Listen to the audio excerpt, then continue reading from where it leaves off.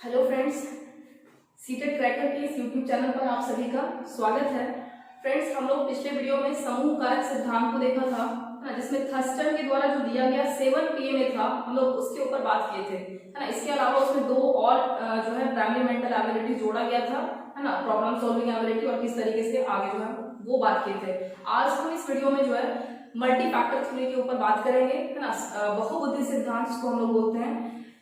तो चलिए फ्रेंड्स, इस वीडियो को शुरू कर लेते हैं। जो भी इस वीडियो को न्यू देख रहे हैं, प्लीज चैनल को सब्सक्राइब कर लेंगे, है ना, और वीडियो पसंद आए तो आप वीडियो को लाइक भी कर सकते हैं। तो चलिए फ्रेंड्स, शुरू करते हैं आज के इस सेशन को।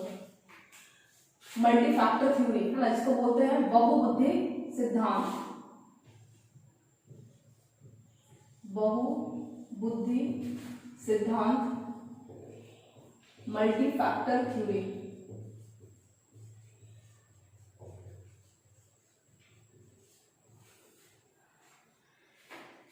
इस थ्योरी में 2 नाम आता है ना। एक थॉर्नडाइक के द्वारा जो दिया गया सिद्धांत है वो आते हैं, इसके अलावा जो गिलफोर्ड के द्वारा जो दिया गया सिद्धांत था वो आता है मल्टी फैक्टर थ्योरी में। सबसे पहले हम लोग थॉर्नडाइक के सिद्धांत के ऊपर बात करेंगे ना, कि थॉर्नडाइक ने कौन कौन से बुद्धि के प्रकार बताए हैं, इसके अलावा उन्होंने, है ना, किन किन बातों को यहाँ पे रखा है। तो चलिए फ्रेंड्स, थॉर्नडाइक, इसके अलावा गिलफोर्ड भी दिए हैं, हम लोग उसको बाद में चर्चा करेंगे, है ना। तो सबसे पहले थॉर्नडाइक, है ना। थॉर्नडाइक ने क्या बात कहा, इन्होंने स्पीयरमैन के द्वारा जो दिया गया था जी फैक्टर और एस फैक्टर, है ना, उसको इन्होंने गलत बताया, है ना, कि वो नहीं होता है। इसके जगह पे इन्होंने क्या कहा, इन्होंने कहा कि बुद्धि के जो है बहुत सारे कारक होते हैं, है ना। जैसा कि नाम आप देख रहे हैं, बहुबुद्धि सिद्धांत, मतलब बुद्धि के बहुत सारे कारक होते हैं, है ना, और बहुत सारे यही कारक मिलकर के किसका रचना करता है, बुद्धि का फॉर्मेशन करता है, बुद्धि की रचना करता है। यहाँ पे थॉर्नडाइक ने जो है इस प्रकार से बोला है कि बहुत सारे मेंटल जो क्षमताएं होती है ना, मानसिक क्षमताएं होती है, मानसिक क्षमता, है ना, और बहुत सारे मानसिक क्षमता जो है मिलकर के क्या करता है, बुद्धि का फॉर्मेशन करता है। और ये मानसिक क्षमताएं एक दूसरे से क्या होता है, स्वतंत्र होता है। ये जो मानसिक क्षमता है एक दूसरे से इंडिपेंडेंट होता है ना। उसी प्रकार जिस प्रकार से एक बहुत सारे ईंट जो है ना, बहुत सारे ईंट जो है आपस में क्या है, मतलब मिल करके एक भवन का फॉर्मेशन करता है, एक भवन का निर्माण करता है। उसी तरह से बहुत सारे मानसिक क्षमताएं, मेंटल एबिलिटीज मिल करके बुद्धि का रचना करता है ना। बहुत सारे मेंटल एबिलिटी मिलकर के बुद्धि बनाता है, जिस प्रकार से ईंट बहुत सारे मिलकर के किसका, भवन या मकान का निर्माण करता है ना।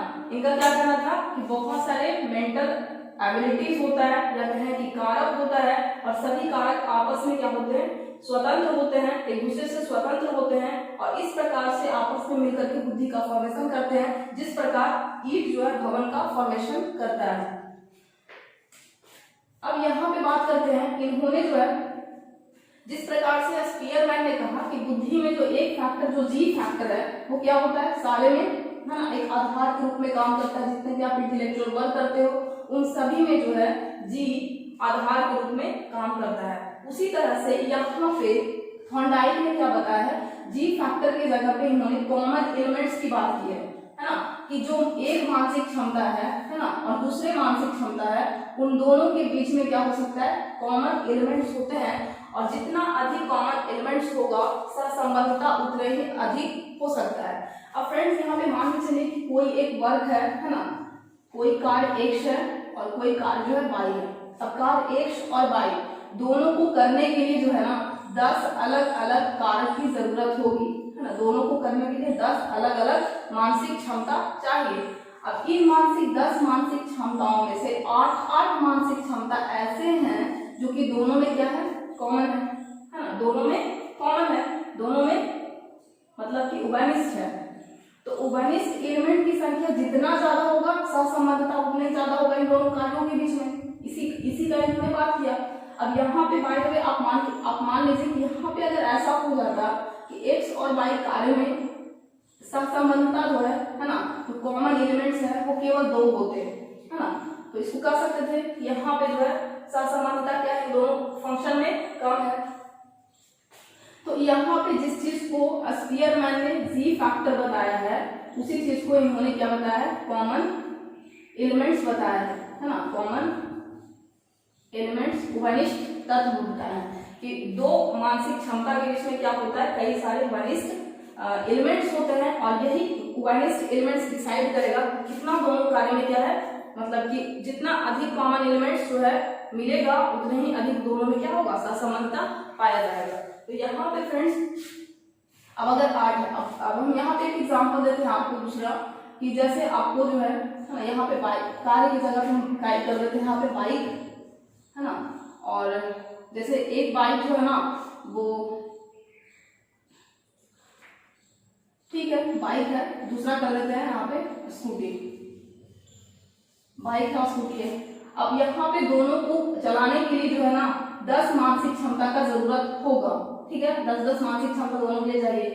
और इसमें से हम बात करते हैं कि आपका 7 ऐसा है जो कि क्या है, कॉमन है, जैसे इसमें भी क्लच लेना पड़ता है, इसमें भी क्लच है ना, इसमें भी ब्रेक, इसमें भी ब्रेक है ना, इसमें भी आप पैडल नहीं मारते, इसमें भी आप पैडल नहीं मारते हैं। इसी तरीके से अलग अलग है ना, उसी तरीके से हॉर्न होता है जैसा कि दोनों में हॉर्न होता है। तो इस तरीके से अलग अलग आप देख रहे हैं कि 7 ऐसा मानसिक क्षमता है जो कि दोनों में क्या है, कॉमन है ना, कुछ जो है क्या होगा, अनकॉमन होगा। तो यहाँ पे कहने का मतलब है कि जितना कॉमन एलिमेंट्स होगा कार्य, दोनों कार्यों के बीच में सहसंबंधता उतना ही अच्छा होगा, उतना ही गहरा होगा, ठीक है। अब यहाँ पे बाइक होता और एक क्या होता, ट्रक होता है ना, एक ट्रक होता और एक बाइक और एक ट्रक है। तो आप फ्रेंड्स बता सकते हैं यहाँ पे कॉमन एलिमेंट्स कितना हो सकता है, तो बहुत कम होगा है ना, 2 है ना, कि आपको लेफ्ट राइट दोनों तरफ इस तरीके से यहाँ पे बहुत कम ही कॉमन एलिमेंट्स आपको मिलेंगे। तो कहने का मतलब है कि जब भी कोई कार्य करना होता है यहाँ पे जो है इन्होंने कॉमन एलिमेंट्स की बात की है। तो ये है आपका थॉर्नडाइक के द्वारा कुछ अब यहाँ पे हम लोग जानेंगे कि कौन कौन से इन्होंने बुद्धि के प्रकार को दिया था। तो यहाँ पे हम देखते हैं बुद्धि के कौन कौन से प्रकार हैं। तो फिर प्रकार हम लोग यहाँ पे चर्चा कर लेते हैं है ना। बुद्धि के इन्होंने 3 प्रकार के बारे में बताया है। पहला होता है सोशल इंटेलिजेंस, दूसरा है आपका कॉन्क्रीट इंटेलिजेंस, तीसरा है आपका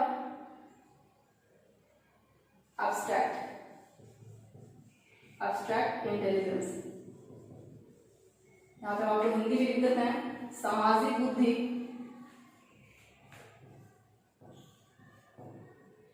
कॉन्क्रीट मूर्त बुद्धि,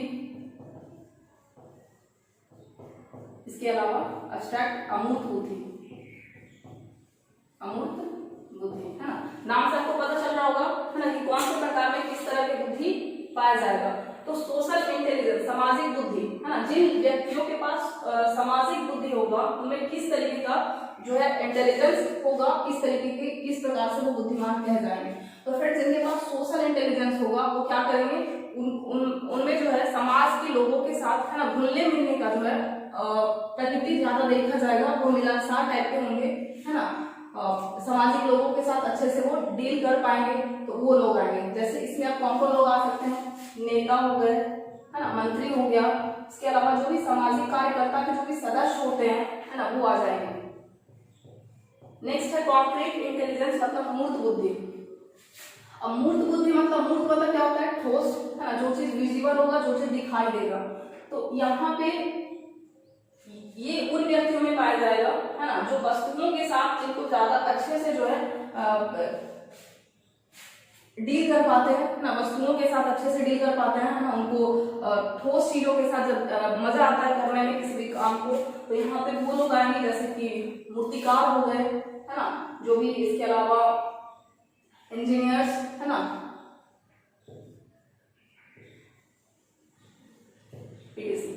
नेक्स्ट है अमूर्त बुद्धि। अब अमूर्त बुद्धि किसमें पाया जाएगा है ना, अमूर्त का मतलब एब्स्ट्रैक्ट है ना, जो चीज दिखाई नहीं देगा, जो चीज इनविजिबल होगा। तो इनमें वो लोग आएंगे जिनको गहन अध्ययन करने की मतलब बहुत आदत पड़ जाती है, या फिर जिनको पसंद होता है ज्ञान लेना है ना, जिनको ज्ञान प्राप्त करना अच्छा लगता है। अब इसमें जैसे कौन लोग आ जाएंगे है ना, जिनको पढ़ना अच्छा लगता है, जैसे एक अच्छे शिक्षक, एक अच्छा शिक्षक, इसके अलावा डॉक्टर, देखते होंगे बहुत ज्यादा लोग पढ़ते हैं। तो ये सारे लोग आएंगे अमूर्त बुद्धि के अंतर्गत। तो फ्रेंड्स हम लोगों ने देखा कि थॉर्नडाइक के द्वारा जो बहुबुद्धि सिद्धांत दिया गया है इसमें किन किन बातों का जिक्र किया गया है। तो सबसे पहला हम लोग समझे कि इन्होंने बात किया कि बहुत सारे जो है कारक होते हैं बुद्धि के, है ना, और अलग अलग मानसिक क्षमताओं के लिए अलग अलग कारक होता है ना, और ये कारक जो होते हैं आपस में क्या होते हैं, स्वतंत्र होता है। और इस प्रकार से ये लोग स्वतंत्र होते हुए आपस में इस तरह से ये जो है आपस में इस तरीके से मिलते हैं, है ना, एक दूसरे से इस प्रकार से आपस में एकजुट हो जाते हैं, जैसे बहुत सारे ईंट मिल करके भवन का फॉर्मेशन करता है ना। उसी तरह से मानसिक क्षमता जो है, बहुत सारे मानसिक क्षमता जो है मिल करके, है ना, क्या बनाता है, बुद्धि का फॉर्मेशन करता है। अब यहाँ पे हम लोगों ने देखा, है ना, कि जिस तरह से स्पीयरमैन ने जी फैक्टर को बताया था कि मतलब कि एक जनरल फैक्टर होता है जो कि सभी प्रकार के मेंटल जो भी इंटेलेक्चुअल आप वर्क करते हैं, है ना, जो भी बौद्धिक कार्य करते हैं आप, उसमें जो है आधार के रूप में काम करता है, मतलब सभी जगह होता है जी फैक्टर। उसी तरीके से यहाँ पे भी तो कुछ ना कुछ मानसिक क्षमताओं के बीच में कोरिलेशन पाया जाएगा, सहसंबंध पाया जाएगा। तो यहाँ पे जी फैक्टर की जगह इन्होंने बात किया कॉमन एलिमेंट्स का, है ना, और कॉमन एलिमेंट्स को ही मतलब यहाँ पे जी फैक्टर की जगह पे कॉमन एलिमेंट्स की चर्चा की गई है। इसी तरीके से एस फैक्टर के बारे में, है ना, एस फैक्टर के बारे में अगर देखा जाए तो एस फैक्टर को इन्होंने क्या बताया था, अनकॉमन एलिमेंट्स, अघनिष्ठ तत्व जिसको हम लोग बोलते हैं। तो जो अघनिष्ठ तत्व होता है वो उसको हम लोग क्या बोलते हैं, अनकॉमन एलिमेंट्स, है ना, इसको क्या बोलते हैं, एस फैक्टर बोलते हैं। तो फ्रेंड्स अगर आपको एग्जाम में इस तरीके से पूछे, है ना, कि स्पीयरमैन द्वारा बताया गया जी फैक्टर को, है ना, थॉर्नडाइक ने मल्टी फैक्टर थ्योरी में क्या कहा गया है, तो उसको कहा गया है कॉमन एलिमेंट्स, उघनिष्ठ तत्व या उघनिष्ठ कारक, ठीक है। इसके बाद अगर पूछे कि एस फैक्टर को क्या कहा गया है, तो अनकॉमन एलिमेंट्स कहा गया है, मतलब अघनिष्ठ तत्व बोला गया है। तो आपको बात ये ध्यान रहेगा। इसके बाद यहाँ पे प्रकार की चर्चा करें तो प्रकार में यहाँ पे 3 प्रकार के बारे में बताया गया है, सामाजिक बुद्धि, है ना, मूर्त बुद्धि और एक है अमूर्त बुद्धि। तो यहाँ पे पहला है आपका सोशल इंटेलिजेंस उन व्यक्तियों में पाया जाएगा जो कि सामाजिक रूप से मिलनसार होंगे, है ना, जो कि सामाजिक रीति रिवाजों को ज्यादा फॉलो करते होंगे, तो ये आगे नेता, है ना, या फिर जो भी सामाजिक जो भी कार्य होते हैं जिसमें संलग्न रहने में उनको रुचि होती है बहुत ज्यादा, तो जो भी सामाजिक कार्यकर्ता जो भी सदस्य होते हैं वो लोग इसके अंतर्गत आएंगे। मूर्त बुद्धि में वो लोग आएंगे जिनको मतलब मशीनों के साथ, यंत्रों के साथ, है ना, ज्यादा रुचि उनको कार्य करने में मिलता है। तो मशीनों के साथ जिनको रुचि मिलता है, जैसे आप इंजीनियर को देखते हैं, आर्किटेक्चर हो गया, इसके अलावा जो भी इस तरीके के जिनके पास होगा वो आएंगे मूर्त बुद्धि के अंतर्गत। नेक्स्ट है अमूर्त बुद्धि। अमूर्त बुद्धि उन व्यक्तियों में पाया जाता है जो कि जिनका एकेडमिक फील्ड बेहतर हो, है ना, जो कि ज्ञान में मतलब जानकारी लेने में, है ना, बहुत आगे होते हैं। ये लोग ज्ञान प्राप्त करने के लिए बहुत गहरी मतलब कि ज्ञान प्राप्त करते हैं। तो ये इसमें आ जाएंगे आपके अच्छे शिक्षक, डॉक्टर, इसके अलावा और भी हो सकता है ना, वकील, ये सारे लोग आएंगे। तो ये था आपका थॉर्नडाइक का। अब आगे चलते हैं, इस थ्योरी में जो है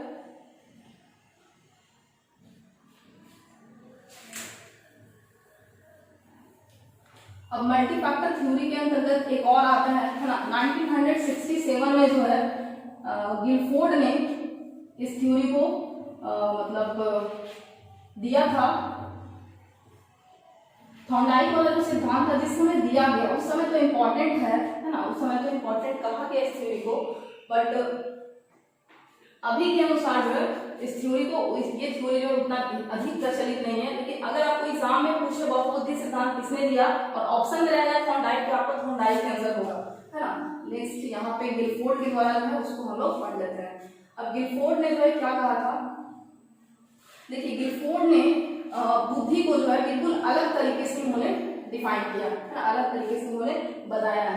अब इन्होंने किस तरीके से बताया है, देखिए ये ना ही बात करते हैं कि स्पीयरमैन वाले सिद्धांत को, है ना, ना ही आप ये थर्स्टन वाला जो 7 PM है उसकी बात करते हैं, और नहीं यहाँ पे थॉर्नडाइक की तरह, है ना, कि थॉर्नडाइक ने क्या कहा कि जो है इस प्रकार से बहुत सारे बुद्धि होते हैं और इन्होंने टाइप्स के बारे में बताया, ना ही इसके बारे में इन्होंने बात किया है।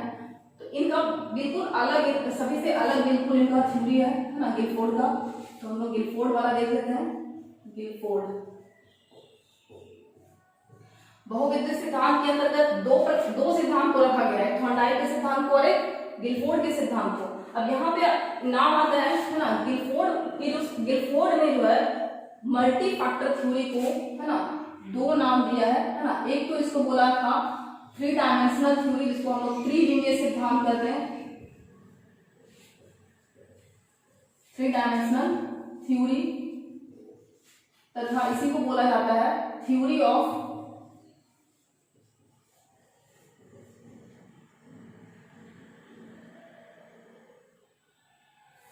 इसको बोलते हैं संरचना सिद्धांत, है ना। संरचना सिद्धांत के नाम से हम लोग इसको जानते हैं। तो फोर्ड वाले सिद्धांत को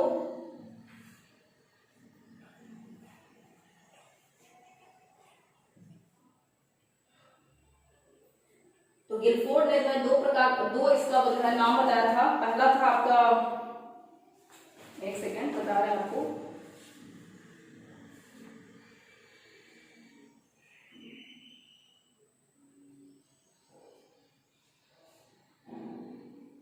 थ्री डायमेंशनल थ्योरी, और इसी को कहा जाता है स्ट्रक्चर ऑफ इंटेलिजेंस थ्योरी, है ना। Structure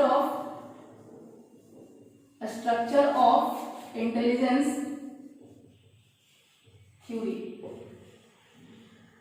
structure of intelligence theory, और इसी को बोलते हैं हम लोग थ्री डायमेंशनल थ्योरी, है ना। इसको हम लोग त्रिविमीय सिद्धांत, हिंदी में त्रिविमीय सिद्धांत कहते हैं। और यहाँ पे स्ट्रक्चर ऑफ इंटेलिजेंस थ्योरी मतलब बुद्धि की संरचना का सिद्धांत, है ना। यह संरचना बुद्धि सिद्धांत, संरचना बुद्धि सिद्धांत।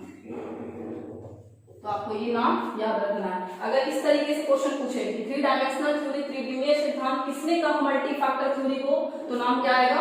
गिलफोर्ड, ठीक है ना। या स्ट्रक्चर ऑफ इंटेलिजेंस थ्योरी किसको कहा जाता है? तो गिलफोर्ड के थ्योरी को कहा जाता है, ना कि थॉर्नडाइक वाले थ्योरी को कहा जाता है। थॉर्नडाइक वाले थ्योरी का सिर्फ एक ही नाम है, बहुबुद्धि सिद्धांत। तो चलिए फ्रेंड्स, इसमें हम लोग जान लेते हैं कि इन्होंने क्या कहा। जैसे आप नाम देख रहे हैं यहाँ पे थ्री डायमेंशनल थ्योरी, तो ऑब्वियस बात है इन्होंने डायमेंशन की बात की होगी, है ना। डायमेंशन वर्ड का इन्होंने यूज किया था, है ना। बीमा वर्ड का यूज किया था, है ना। इन्होंने कहा है कि बुद्धि के जितने भी प्रकार हैं, है ना, जितने भी मतलब सभी प्रकार के मतलब जितने भी प्रकार हैं, है ना, सभी बुद्धि का जितना भी कारक है ना, उन सभी कारकों को तीन बीमा में बांटा गया है ना। तो तीन बीमा में हम लोग इसको बांटते हैं। कौन कौन सा तीन बीमा है वो देख लेते हैं। तो फ्रेंड्स, पहला जो बीमा आपको आई होप यहाँ पे आपको समझ में आ गया होगा। फर्स्ट जो बीमा है वो है आपका ऑपरेशन,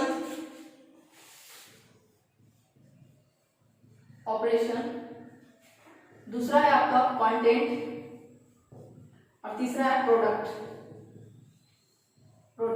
ऑपरेशन का मतलब होता है संक्रिया, है ना। कंटेंट मतलब विषय वस्तु, और तीसरा है आपका प्रोडक्ट मतलब उत्पाद या उत्पादन, है ना, उत्पादन। तो तीन, ऑपरेशन, कंटेंट और प्रोडक्ट, तीन इन्होंने डायमेंशन की बात की है। थ्री डायमेंशनल थ्योरी इसीलिए इस थ्योरी को कहा जाता है कि इन्होंने बोला कि जितने भी फैक्टर्स होते हैं, है ना, बुद्धि के जितने भी कारक हैं, उन सभी कारकों को इन्होंने तीन डायमेंशन के रूप में इन्होंने डिवाइड कर दिया, कैटेगराइज किया। और तीन डायमेंशन कौन कौन सा है? पहला संक्रिया, दूसरा विषय वस्तु, और तीसरा है आपका उत्पादन। अब चलिए हम यहाँ पे तीनों को जो है अच्छे से विस्तार से यहाँ पे जानते हैं। फ्रेंड्स, यहाँ पे ऑपरेशन की अगर बात करें तो संक्रिया में इन्होंने 5 मेंटल एक्टिविटीज, है ना, 5 मेंटल एबिलिटी, 5 जो है मानसिक क्षमता के बारे में जिक्र किया है। इसके अलावा यहाँ पे कंटेंट में भी 5 और यहाँ पे 6 जो है मानसिक क्षमता जो है उत्पाद के अंतर्गत बताया है। अब इसी तरीके से यहाँ पे हम लोग ये जान लेंगे, है ना, कि 5 कौन कौन सा है मानसिक क्षमता, जो कि संक्रिया के अंतर्गत आता है। इसी तरीके से विषय वस्तु में 5 कौन कौन से है, और 6 जो है प्रोडक्ट, उत्पाद के रूप में कौन कौन सा मानसिक क्षमता है, हम लोग ये जानते हैं यहाँ पे इस थ्योरी में। चलिए इसको इरेज कर लेते हैं सबसे पहले।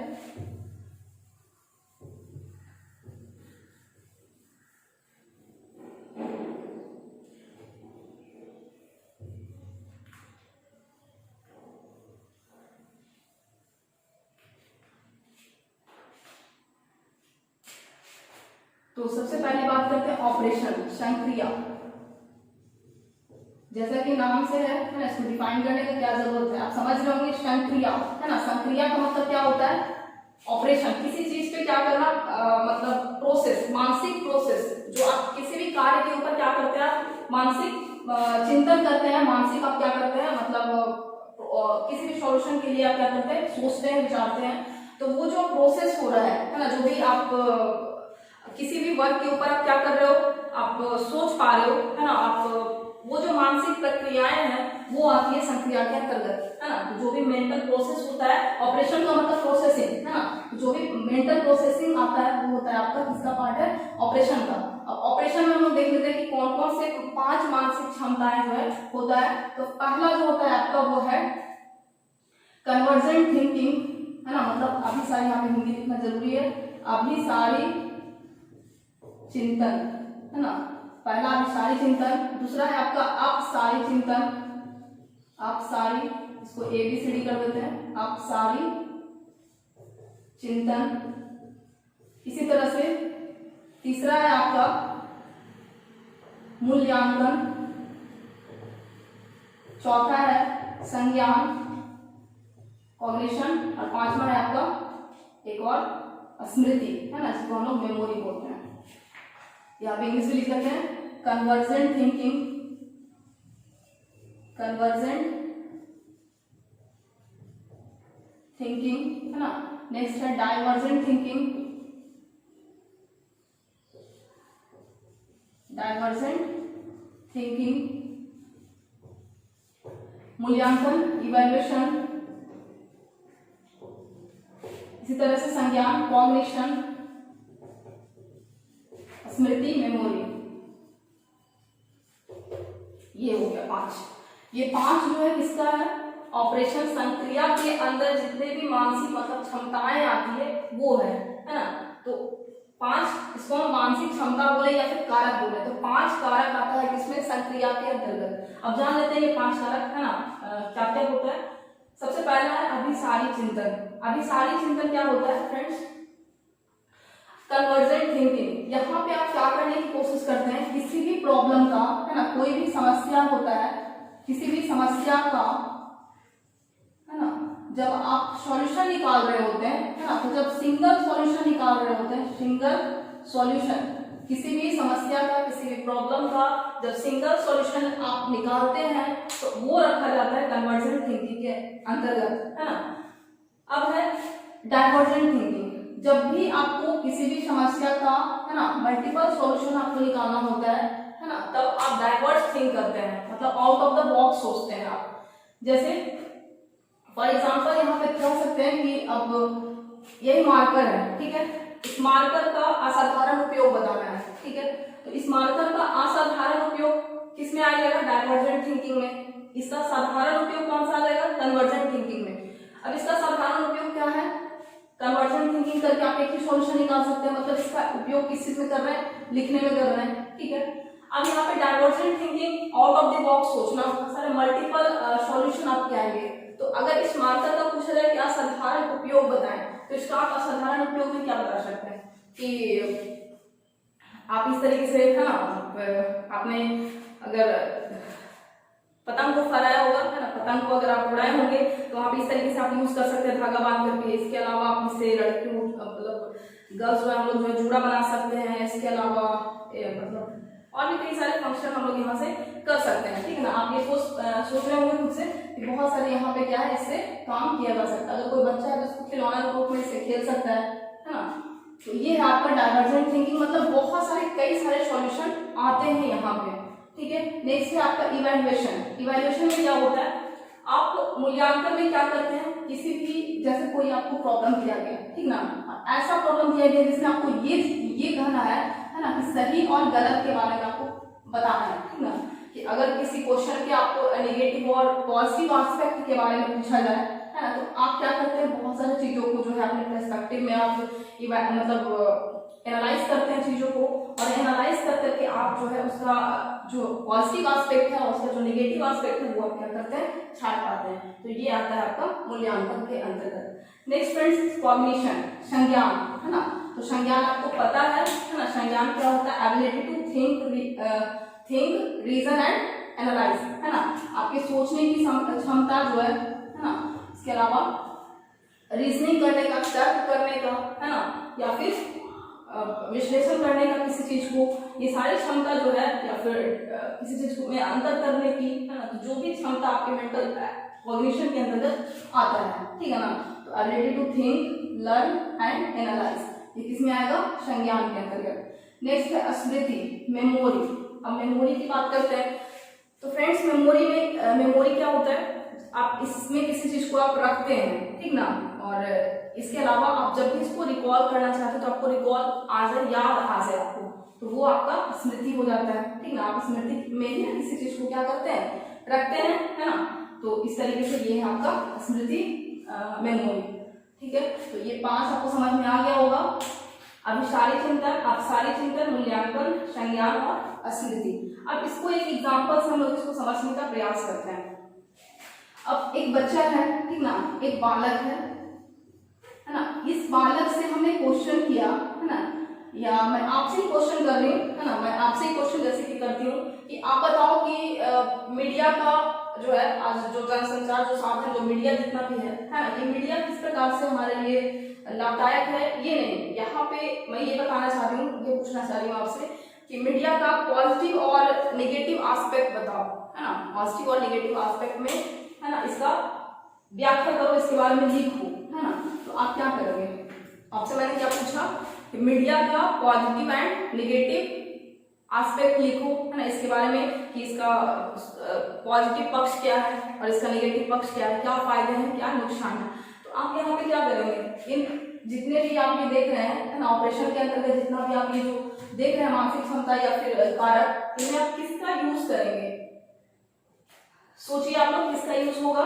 तो यहाँ पे तो सिंगल सॉल्यूशन है, यहाँ पे तो आपको डाइवर्जिंग है ना, कॉग्निशन और मेमोरी तो चलो ठीक है, लेकिन सबसे अच्छा कौन सा होगा यहाँ पे, है ना, सबसे अच्छा कौन सा होगा, इवैल्यूएशन। आप इवैल्यूएशन का यूज कर करके जो है ये बता पाएंगे, है ना, अपने जितने भी पर्सपेक्टिव होगा अपने समाज में जो है, देखेंगे आप इर्द गिर्द कि हमारे मीडिया का क्या मतलब पॉजिटिव एस्पेक्ट है, क्या जो है नेगेटिव पर्सपेक्टिव है, दोनों को आप क्या करेंगे, मतलब दोनों को आप एनालाइज करेंगे, और एनालाइज करके क्या लास्ट में आप ये बोलेंगे, है ना, कि मीडिया का चलो ये जो है पॉजिटिव पक्ष है और ये जो है नेगेटिव इसका पक्ष है। तो इस तरीके से आप कर सकते हैं। तो ये है आपका, आपको आई होप आपको समझ में आ गया होगा एग्जांपल देने के बाद।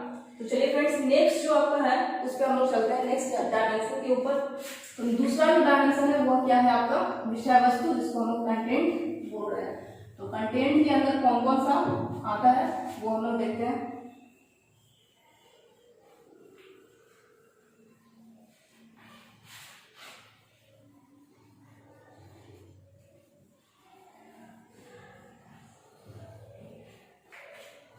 तो दूसरा है आपका कंटेंट, डायमेंशन का नाम है कंटेंट, मतलब विषय वस्तु, विषय वस्तु। अब इसमें कौन कौन से मानसिक क्षमता आती है ना, इसमें कौन कौन से कारक आते हैं। तो सबसे पहला है आपका, अब कंटेंट विषय वस्तु, विषय वस्तु क्या होता है, पहले आपने क्या देखा, ऑपरेशन, है ना, ऑपरेशन क्या था, मानसिक प्रोसेस था, मेंटल प्रोसेस था, है ना, मानसिक प्रक्रिया था। तो मानसिक प्रक्रिया सोचेंगे आप किसके ऊपर, किसी विषय वस्तु के ऊपर, किसी कंटेंट के ऊपर, है ना, या तो वो कंटेंट कोई सब्जेक्ट मैटर हो सकता है, कोई आइटम हो सकता है, कोई नॉलेज, कोई इंफॉर्मेशन, है ना, किसी भी चीज के ऊपर आप क्या कर सकते हैं, आप सोच सकते हैं, है ना, आप जो है मेंटल प्रोसेस आपका हो सकता है। तो ऑपरेशन तो ठीक है, ऑपरेशन हम लोग देख लिया, है ना। अब ऑपरेशन होगा किस पे, तो ऑपरेशन जिस पे होगा उसे हम लोग क्या बोलेंगे, विषय वस्तु बोलेंगे, वो चाहे कोई भी इंफॉर्मेशन हो, चाहे कोई मतलब आइटम्स हो, चाहे कोई सब्जेक्ट मैटर हो, है ना, वो। तो यहाँ पे आप लोग समझ गए होंगे वस्तु, विषय वस्तु क्या होता है। अब हम इसका ये देख लेते हैं कि इसमें कौन कौन से कारक आते हैं। तो पहला आता है वो है आपका विजुअल, है ना, दृश्य, दृश्य। दूसरा है आपका ऑडिटरी, ऑडिटरी, जिसको हम लोग बोलते हैं श्रव्य। नेक्स्ट है तीसरा आपका सिमेंटिक, जिसको हम लोग बोलते हैं शाब्दिक, है ना, शाब्दिक। चौथा है आपका सिंबॉलिक, जिसको हम लोग क्या बोलते हैं, सांकेतिक। और लास्ट है आपका 5वां नंबर, जिसको हम लोग बोलते हैं बिहेवियरल, जिसको हम बोलते हैं व्यावहारिक, है ना। तो यहाँ पे डिस्कस करते हैं कौन कौन सा। अब फ्रेंड्स यहाँ पे विषय वस्तु या तो विजुअल हो सकता है ना, मतलब या तो कंटेंट बेस्ड ऑन विजुअल, है ना, या फिर content based on auditory, content based on semantic, और content based on symbolic, semantic और कंटेंट बेस्ड ऑन बिहेवियरल। देखिए आपका विषय वस्तु या तो दृश्यात्मक होगा, मतलब आप देख सकते हैं, जिसके ऊपर आप क्या करेंगे, मेंटल प्रोसेस करेंगे। इसके अलावा वो श्रव्य सुना हुआ हो सकता है ना, शाब्दिक हो सकता है, मतलब वर्बल मीनिंग, वर्बली हो सकता है ना, शाब्दिक रूप में हो सकता है। इसके अलावा सांकेतिक हो सकता है, मतलब उसमें साइंस और सिंबल हो सकते हैं, जैसे कि आपका अल्फाबेट्स कुछ भी हो सकता है, XYZ, है ना। इसके अलावा सांकेतिक में आपका मैथमेटिकल साइंस भी हो सकते हैं, है ना, साइंस एंड सिंबल्स। इसके नेक्स्ट है बिहेवियरल, व्यवहारिक। व्यवहारिक में कौन हो जाएगा, किसी भी व्यक्ति के व्यवहार के बारे में जो है आप अगर थिंकिंग कर रहे हैं तो वो आपका बिहेवियरल कंटेंट में आ जाएगा। तो आपको समझ में आ गया होगा। अब यहाँ पे भी आपको एक एग्जांपल देके समझा देते हैं। एग्जांपल आप ले सकते हैं, जैसे आप सबसे पहले आप किसी बालक को क्या कीजिए, है ना, मूवी दिखाइए, है ना, फिल्म। किसी भी बालक को हम क्या करते हैं, फिल्म दिखाते हैं, और फिल्म दिखाने के बाद जो है उसमें जितने भी, है ना, जो भी विशिष्ट चीज था, है ना, उसको हम समीक्षा करने के लिए कहते हैं कि आपने ये मूवी देखा, है ना, तो इस मूवी में आपको कौन कौन सा चीज जो है मतलब अच्छा लगा, आप समीक्षा करके उसको बताओ, है ना। तो जो भी विशिष्ट संदर्भ है इस फिल्म का, है ना, जो भी विशिष्ट संदर्भ होगा इस फिल्म का, वो बच्चा क्या करेगा, बताएगा। अब किस यहाँ पे कंटेंट के बारे में पूछा जा रहा है, तो कंटेंट यहाँ पे कौन सा आएगा। अब फिल्म है तो फिल्म किस में आएगा, ऑब्वियस बात है, फिल्म आपको किस में आएगा, देख भी रहा होगा और सुन भी रहा होगा, तो विजुअल भी आ जाएगा और ऑडिटरी भी आ जाएगा। तो यहाँ पे जो है ऑडिटरी और विजुअल दोनों कंटेंट जो है यूज हो रहा है। चलिए ये था आपका कंटेंट्स के बारे में। थर्ड डायमेंशन की ओर चलते हैं। तीसरा जो डायमेंशन है आपका वो है आपका प्रोडक्ट, ठीक है। अगर आप नोट कर रहे होंगे तो प्लीज आप इसको पॉज करके आप नोट कर लीजिएगा, है ना। मेरे पास उतना समय नहीं तो हम आपको रुकेंगे यहाँ पे। थर्ड है आपका प्रोडक्ट, जिसको हम उत्पादन या उत्पाद के नाम से जानते हैं। अब इस उत्पाद में जो है कौन कौन सा आता है, तो वो है आपका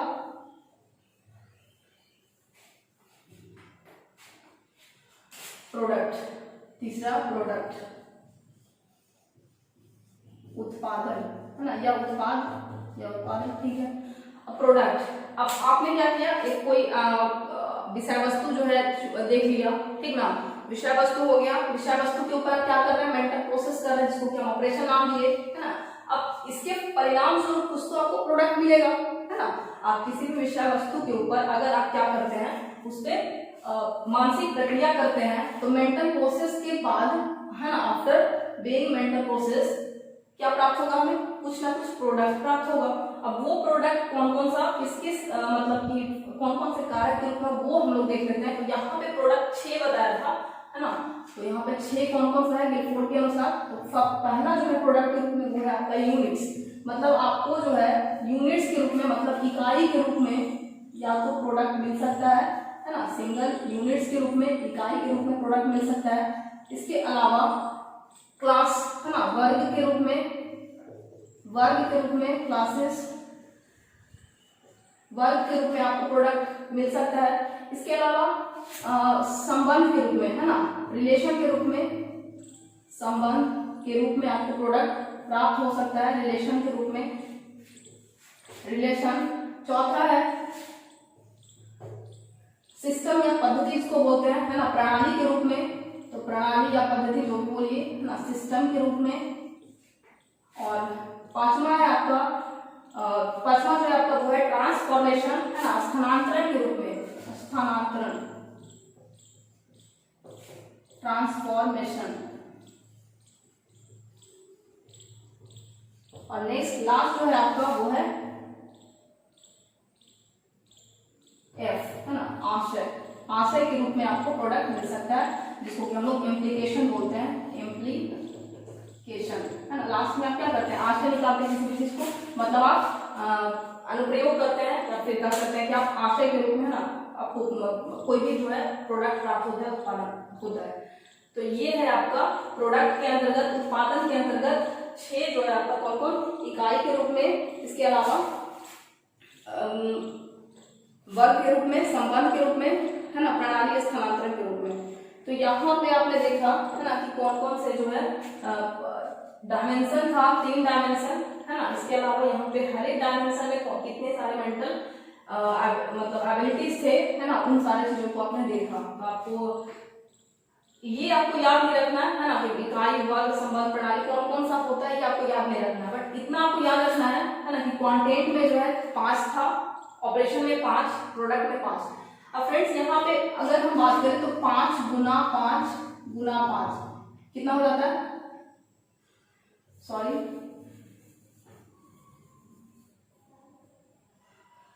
5 इंटू 5 क्या ऑपरेशन, 5 कंटेंट और 6 क्या था प्रोडक्ट। इसको अगर आप मल्टीप्लाई करेंगे तो पापा जी 25 25 150 150 जो है क्या था, कारक था। किसके अनुसार, गिलफोर्ड के अनुसार। तो गिलफोर्ड ने जो है कितने कारक बताए, 150 कारक बताए हैं।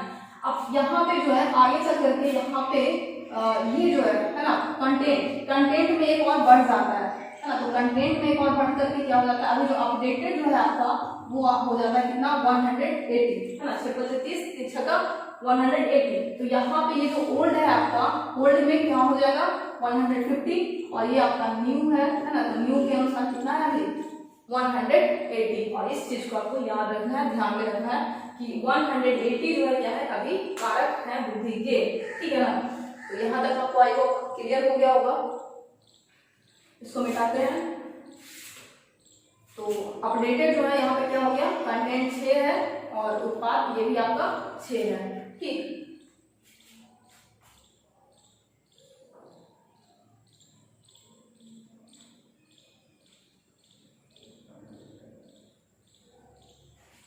ठीक है ना।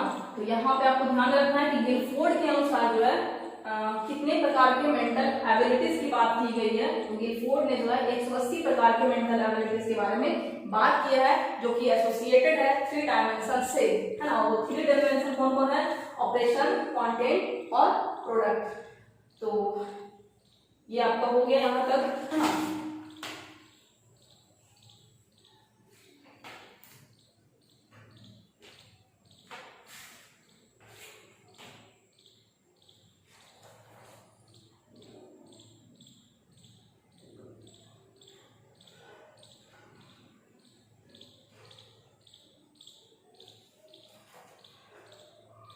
देखिए इतना अच्छा थ्योरी देने के बावजूद भी इस थ्योरी का भी आलोचना किया गया था, है ना, आलोचना।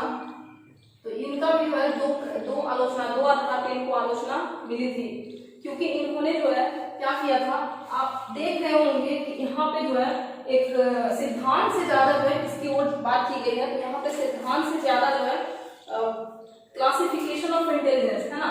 तो यहाँ पे जो है इंटेलिजेंस को, बुद्धि को जो है वर्गीकृत करने पे ज्यादा जोर दिया गया, है ना। 180 प्रकार के यहाँ पे जो है मेंटल एबिलिटीज की बात की गई। तो ये थ्योरी कम और वर्गीकरण के रूप में सिद्धांत को, बुद्धि के वर्गीकरण के रूप में जो है इसको जाना गया है। तो यहाँ पे जो है कुछ साइकोलॉजिस्ट का ऐसा मानना है ना, ये जो है बुद्धि का सिद्धांत ना होकर के बुद्धि का क्या है, वर्गीकरण इसमें बताया गया है कि बुद्धि का वर्गीकरण टॉपिक होना चाहिए, कुछ इस तरीके का बात किया गया, ठीक है। तो बस इतना ही है इस थ्योरी में, है ना।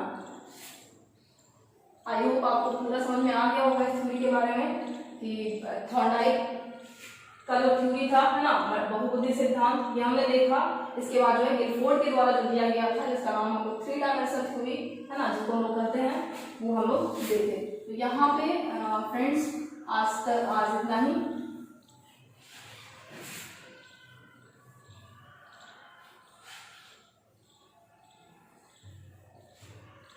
नेक्स्ट जो थ्योरी में हम लोग पढ़ने वाले हैं वो हम लोग पढ़ेंगे थ्योरी ऑफ मल्टीपल इंटेलिजेंस, है ना, जो कि गार्डनर का था, है ना। वो हम लोग देखेंगे थ्योरी ऑफ मल्टीपल इंटेलिजेंस के बारे में, है ना, वो थ्योरी क्या करता है। तो फ्रेंड्स आज इस वीडियो में इतना ही आज, है ना। बाकी हम नेक्स्ट वीडियो में मिलेंगे और जो भी आपको कमियां लग रहा है वो आप कमेंट करके बताएंगे, हम आपको उसको सुधार करने का प्रयास करेंगे। जो भी आपको जहाँ पे भी आपको समझने में परेशानी आ रही है आप प्लीज हमें कमेंट में जरूर बताएं प्लीज, है ना। हमें पता नहीं चल रहा है कि हम आपको किस तरीके से पढ़ाएं कि आपको बहुत बेहतर तरीके से समझ में आ जाए। और यहाँ पे चूंकि हम तो आपको देख नहीं पा रहे हैं, है ना, कि आपको कहाँ पे क्या दिक्कत आ रही है, तो आप पूछ भी नहीं पा रहे हैं। तो फ्रेंड्स एक ही जरिए आप कमेंट करके जरूर मुझसे पूछें, ताकि हम आज का जो भी समस्या है ना हम नेक्स्ट वीडियो में आपको बताने का प्रयास करेंगे। तो आज के लिए इतना ही। आप इसको एक दो बार जितना बार आपको देखना है आप अच्छे से देखिए, नोट्स बनाइए, रिवाइज कीजिए और बाकी हम लोग नेक्स्ट वीडियो में देखेंगे। Thanks for watching this video. Thank you.